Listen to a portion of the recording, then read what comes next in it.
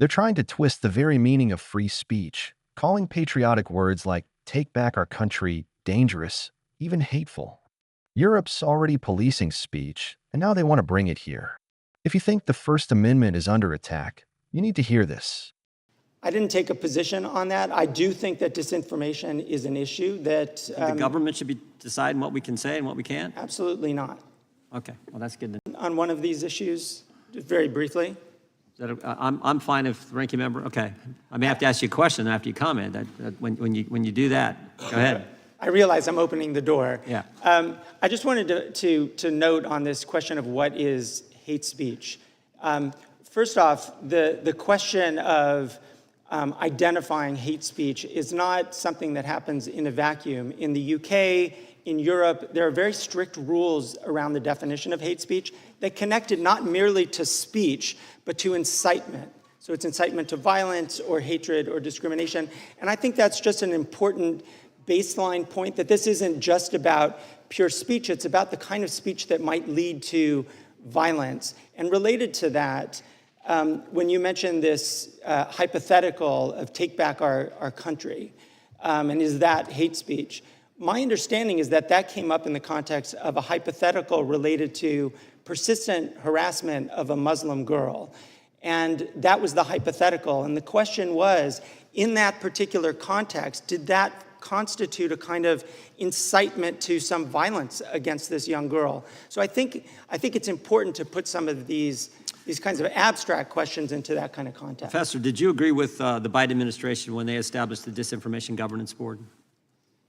I didn't take a position on that. I do think that disinformation is an issue that... The government should be deciding what we can say and what we can't? Absolutely not.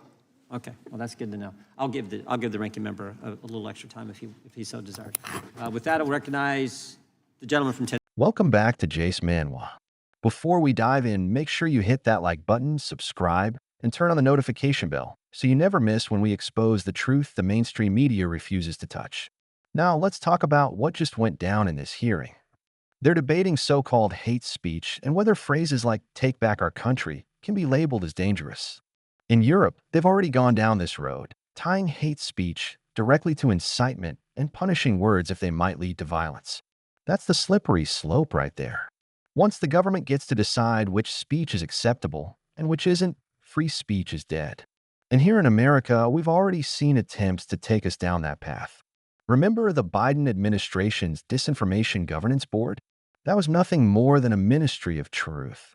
Thankfully, the professor in this clip admitted the government should not be in the business of telling us what we can or cannot say. But you see how dangerous even floating these ideas can be. Here's the reality. When the left talks about hate speech, what they usually mean is speech they don't like, speech that challenges their narrative. They'll label patriotic phrases like take back our country as threatening, but they'll turn a blind eye to radical rhetoric from their own side. That's not about protecting people. That's about silencing opposition. We've got to stand firm on the First Amendment. Free speech isn't always pretty, and it isn't always comfortable, but it is the foundation of liberty. The moment we let bureaucrats decide what's allowed, they'll use that power to control us and shut down dissent. And once that freedom is gone, you don't get it back. So let me ask you, do you think it's the government's job to define what you can say? Or do you think it's our job as Americans to protect free speech no matter what? Drop your thoughts in the comments below, because this is a fight we can't afford to lose. Thanks for watching Jace Manwa. If you value free speech and you're tired of the double standards, hit that like button, subscribe, and share this video with others who need to hear the truth. Stay sharp, stay free, and I'll catch you in the next one.